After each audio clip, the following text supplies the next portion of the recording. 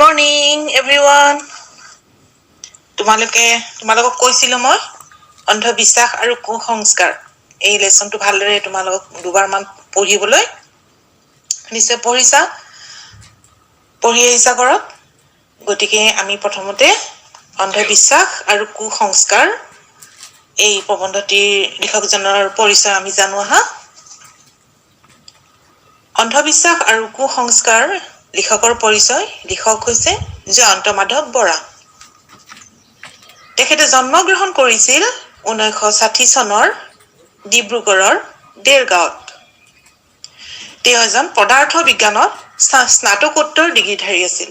বৰ্তমান তেওঁ শিক্ষা বিভাগৰ এগৰাকী বিষয়া। তেওঁ দিছপুৰত কৰ্মৰত। তেওঁৰ গল্পপুথি হৈছে যুদ্ধভূমি, বৰ ভয় লাগিছে, অনুৰণন, দেওলগা সময়, জাকৈয়া ছোৱালী আৰু কালবেলাৰ কথকতা। তেওঁৰ উপন্যাস হৈছে অমৃত, মৰিয়া হোলা, অজান ফকীৰ, মায়ং, যাদুৰ দেশৰ গোপন গাথা ইত্যাদি।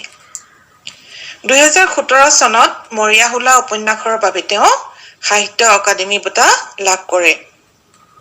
2013 চনত আকৌ অসম সাহিত্য সভাৰ অম্বিকা গিৰি ৰায়চৌধুৰী বঁটা লাভ কৰে। আকৌ 2014 চনত তেওঁ গোলাঘাট জিলা সাহিত্য সভাই আগবঢ়োৱা সৈয়দ আব্দুল মালিক বঁটাও তেওঁ লাভ কৰে। 2019 চনত ডক্টৰ বি.আৰ. আম্বেদকাৰ ৰাষ্ট্ৰীয় বঁটাও তেওঁ লাভ কৰে। গতিকে এই মহান ব্যক্তিগৰাকীৰ চমু পৰিচয় তোমালোকে ভালদৰে পঢ়িব লাগিব। এতিয়া আহা আমি কুসংস্কাৰ, অন্ধবিশ্বাস আৰু কুসংস্কাৰ এই লেসনটো আমি অকমান মনোযোগেৰে শুনো। হ'ব?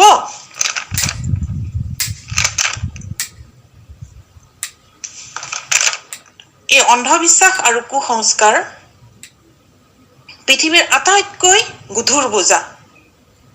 এই অন্ধবিশ্বাস, উৰা বাতৰিৰ অপপ্ৰচাৰ মানুহেই সৃষ্টি কৰে আৰু সমাজখনক অশান্তিৰ সৃষ্টি কৰি অস্থিৰ কৰি তোলে।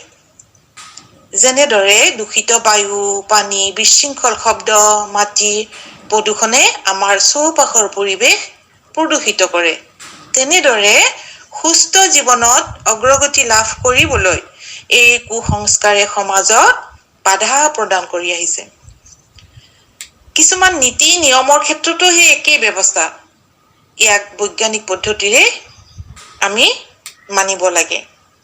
এই কুসংস্কাৰে মানুহৰ জীৱনশৈলীত আগবাঢ়ি যোৱাত বাধাৰ সৃষ্টি কৰে। অতীজৰে পৰা চলি অহা সমাজখনত অন্ধবিশ্বাসে আৱৰি থকা বহু উদাহৰণ পোৱা যায়। গতিকে তোমালোকে জানাই, যেতিয়া মিছনাৰীসকল 1826 চনত ব্ৰিটিছ চাহাবসকলৰ অসম ব্ৰিটিছৰ অধীনলৈ আহিছিল ইয়াণ্ডাবুৰ সন্ধিৰ পিছত 1826 চনত। সেই সময়ত উজনি অসমৰ খদিয়ালৈ খ্ৰীষ্টান ধৰ্ম প্ৰচাৰৰ বাবে আহিছিল ব্ৰিটিছ চাহাবৰসকলৰ লগত মিছনাৰীসকলো। সেই 19বিংশ শতিকাত সেই সময়ৰ কথা অসমত হাইজা, কলেৰা, সৰু সৰু আই, যাক কোৱা হয় স্মল পক্স, বৰ আই, চিকেন পক্স, এনেকুৱা বসন্ত ৰোগত মৃত্যু হৈছিল। তেতিয়া মিছনাৰীসকলে তেওঁলোকো এই ৰোগত আক্ৰান্ত হ'বলগীয়া হৈছিল। সেই ইংৰাজসকলে এই বসন্ত পক্স, আমাৰ গাঁৱলীয়া সমাজত আই বুলি কয়, আই ওলোৱা বুলি কয়, এই বসন্ত পক্স ৰোগৰ চিটা দিয়াৰ বাবে ব্যৱস্থা কৰিছিল তেওঁলোকে। কিন্তু সেই সময়ৰ হোজা অসমীয়া লোকসকলে সেই চিটা ল'বলৈ অস্বীকাৰ কৰিছিল।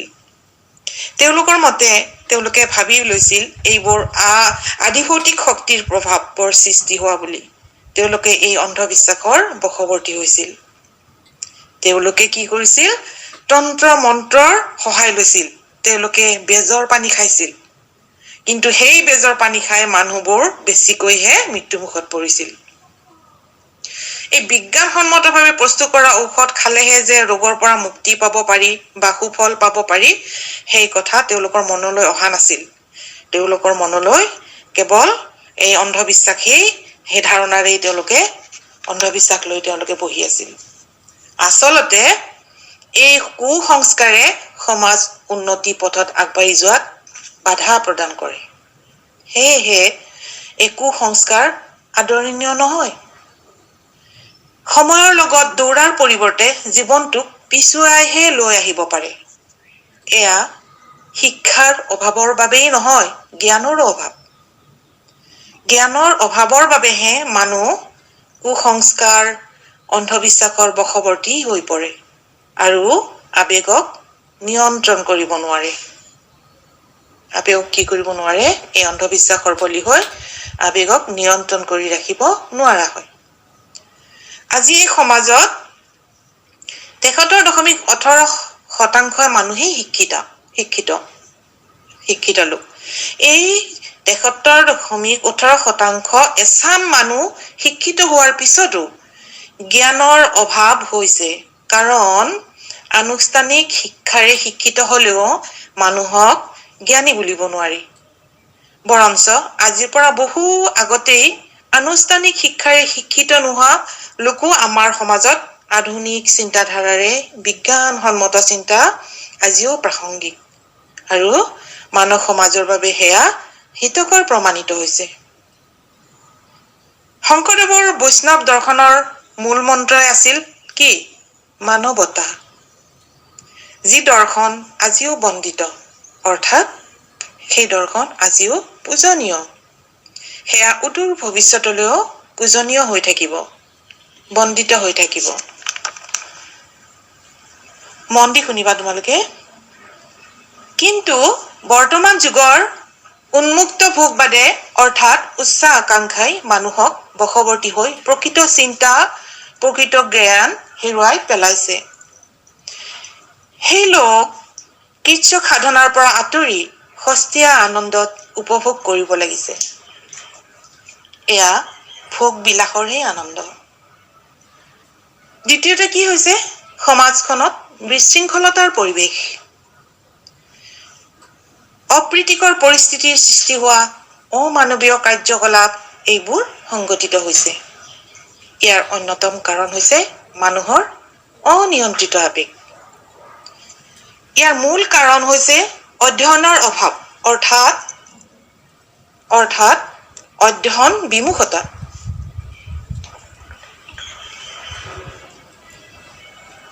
কি কাৰণ? মূল কাৰণ অধ্যয়নৰ অভাৱ অৰ্থাৎ অধ্যয়ন বিমুখতা।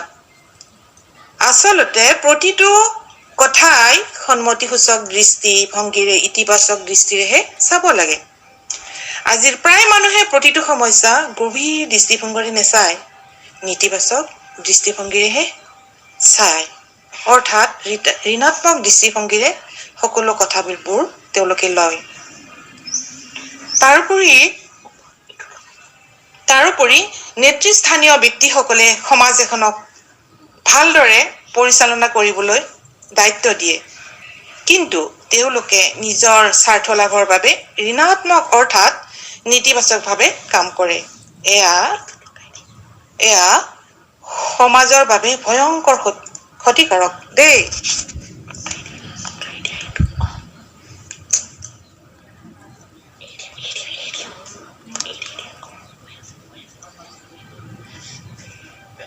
আনহাতে শিক্ষাৰ এক অন্যতম অংগ হৈছে ভ্ৰমণ। ভ্ৰমণৰ জৰিয়তেদি মানুহে নজনা কথা শিকে। লগতে মানুহৰ পৰিধি কি কৰে? বহল কৰে। কিন্তু ভিতৰুৱা যোগাযোগৰ সুব্যৱস্থা নথকা সকলে এই কথা বতৰাৰ বিনিময়ৰ সুবিধা ল'ব নোৱাৰাৰ ফলত কি হয়? অন্ধবিশ্বাস, কুসংস্কাৰৰ বলি হ'ব লগা হয়। এই যোগাত্মক চিন্তা বা ইতিবাচক চিন্তাৰে তেওঁলোকে ল'ব নোৱাৰে কথাবোৰ, যাৰ ফলত ডাইনী হত্যাৰ কুপ্ৰভাৱে গা কৰি উঠিছে। কিন্তু এই বিংশ শতিকাৰ এইবোৰ কুপ্ৰভাৱ এৰিব লাগে, হয়নে নহয়? কিয়নো এই কুপ্ৰথাবোৰে সমাজক পংগু কৰি পেলাইছে। সেয়েহে আমি ছাত্ৰ ছাত্ৰীৰ মনত ইয়াক কুপ্ৰভাৱ নপৰিবলৈ সজাগতা আনি দিব লাগিব। তেওঁলোকৰ মনত কোনো ধৰণৰ যাতে ভয়, ভূত প্ৰেতৰ প্ৰভাৱ খোপা ধৰাৰ প্ৰভাৱ এইবোৰ নপৰে, তাৰ বাবে এই সজাগতাৰ সৃষ্টি কৰিব লাগে। আৰু যোগাত্মক চিন্তাৰে সমাজখন উন্নয়নৰ বাবে অহৰহ লাগি থাকিব লাগে। তাৰ পাছত কি হ'ল, সমাজত এনে কিছুমান অসৎ প্ৰবৃত্তিৰ লোক আছে, সমাজত অন্ধবিশ্বাস বিয়পাই দি উত্তেজিত কৰি তোলে আৰু সেই অসৎ প্ৰবৃত্তিৰ লোকজনৰ কিবা এটা স্বাৰ্থ সিদ্ধিৰ বাবেহে হয়তো সেই উৰা বাতৰিৰে উত্তেজনা আনি দিয়ে। কিন্তু অশিক্ষিত লোকসকলেহে ইয়াক বিশ্বাসত লয়, এনে নহয়। বিবেকহীন এচাম শিক্ষিত লোকেও এইবোৰ উৰা বাতৰি কি কৰে, বিশ্বাসৰে লয়। কিন্তু জ্ঞানেৰে সমৃদ্ধিশালী লোকে এইবোৰ উৰা বাতৰি বা অন্ধবিশ্বাস যুক্তিৰেহে বিচাৰ কৰি লয়। ষষ্ঠতে আকৌ কি আন এটা কথা, আমাৰ সমাজত এনে প্ৰৱণতা কিছুমান গঢ়ি উঠিছে যে কষ্ট নকৰাকৈ কম আয়াসতে সকলো বস্তু লাগে, ধন সম্পত্তি লাগে, অৰ্থাৎ কষ্ট নকৰাকৈ সাফল্য লাগে, ভোগ বিলাসত মত্ত হব লাগে। এনে প্ৰৱণতাই গ্ৰাস কৰি উঠিছে আৰু এইবোৰ প্ৰৱণতা আচলতে বৰ্জনীয়, বৰ্জন কৰিব লাগে। আন এটা কাৰণ হৈছে কি, মানুহৰ মনোবৃত্তি। এই অন্ধবিশ্বাস মনোবৃত্তি কুসংস্কাৰৰ গৰাহত নপৰিবৰ বাবে হব লাগিব যুক্তিবাদী মানসিকতা।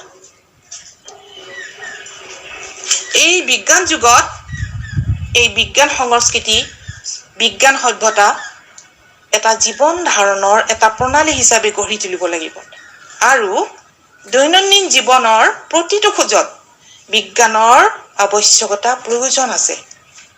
আৰু এই মনোবৃত্তি বিজ্ঞানৰ যুক্তিৰে প্ৰতিষ্ঠিত হলেহে মানুহৰ মনৰ পৰা কি হব, অন্ধবিশ্বাস কুসংস্কাৰবোৰ আঁতৰি যাব।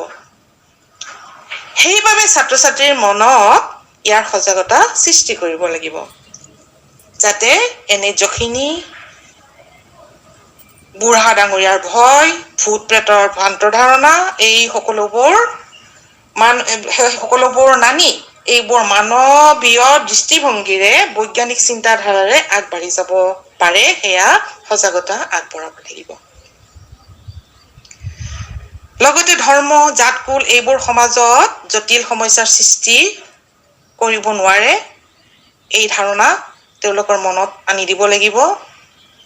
কাৰণ এই একবিংশ শতিকাত এই পুৰণি ধ্যান ধাৰণা অন্ধবিশ্বাস আঁতৰাই তেওঁলোকক আগবঢ়াই লৈ যাব লাগিব। আমি এয়াই সংকল্প লব লাগিব আমি সকলোৱে। ডক্টৰ সৰ্বপল্লী ৰাধাকৃষ্ণনে কৈছিল, এই অন্ধবিশ্বাস কুসংস্কাৰ পৃথিৱীৰ আটাইতকৈ গধুৰ বোজা, যে তোমালোকে ভালদৰে এই পাঠটো পঢ়িবা, ভালদৰে তোমালোকে শুনিবা আৰু হৃদয়ংগম কৰিব চেষ্টা কৰিবা, যাতে তোমালোকৰ এই কথাবোৰ তোমালোকে অন্তৰত সোমায় আৰু তোমালোকৰ এই জ্ঞান তোমালোকে লাভ কৰিব পাৰা। এই পাঠটোৰ জৰিয়তে ইমান সুন্দৰ পাঠ এটা অন্তৰ্ভুক্ত কৰিছে ইয়াত জয়ন্ত মাধৱ বৰাৰ এই প্ৰবন্ধটি। তোমালোকে মনোযোগ দি পঢ়িবা, তোমালোকৰ শব্দ অৰ্থবিলাক ভালদৰে চাই ল'বা আৰু তোমালোকে অকমান মন দিলেই সকলো কথা পাৰিবা আৰু তোমালোকে সমাজত আগবাঢ়ি যাবলৈ তোমালোকে আগবাঢ়ি যোৱাৰ সফলতা লাভ কৰিব পাৰিবা দেই।